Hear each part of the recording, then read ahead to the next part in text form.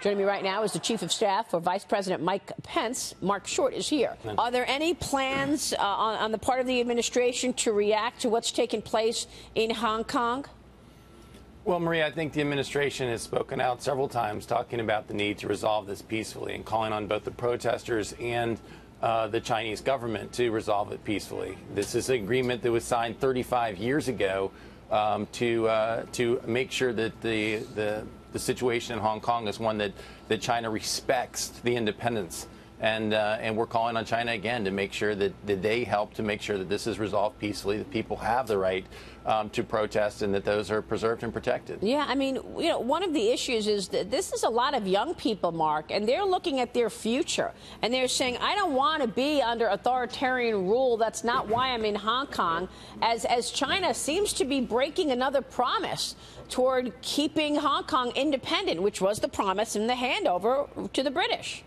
Yeah, I think that we agree that they need to make sure that the agreement they signed with the Brits is maintained and protected. That this administration has spoken out, and you heard the Vice President just a couple weeks ago in an important speech lay out a lot of our concerns that the Communist Party of China has not entered into sort of the 21st century. But there's no doubt that there's a lot of concerns that this administration has expressed about China's affront on human rights abuses, as well as where it is on a national security perspective, and the threats that it pose to peaceful nations. Yeah, and frankly, you know, President Trump and Vice President Pence have completely changed the conversation on this. Do any of these human abuses come into the conversation as the leadership of the country, President Trump, Vice President Pence, are trying to do a trade deal with China? Does this matter, the fact that you've got almost 2 million Muslims in concentration camps right now?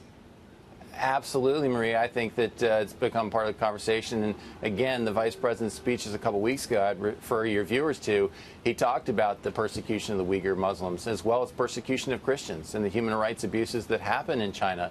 And as you recall, he made a very simple comment, in fact, about as well that the NBA came down on one of the general managers for the Houston Rockets, who was standing with the people of Hong Kong, and he was silenced. And I think there's an irony here in America. If you speak out, then you get silenced and shamed. So this administration has spoken out, and it continues to speak out. We're speaking out and saying we want to see these abuses fixed, but it's not a retreat that says we can't still have trade deals. It's just that we want to make sure that human rights abuses are acknowledged. We want to make sure that they're fixed. We want to make sure as well that so many of the things that China's done on the economic front, from cheating on trade deals and devaluing its currency, that those are resolved too.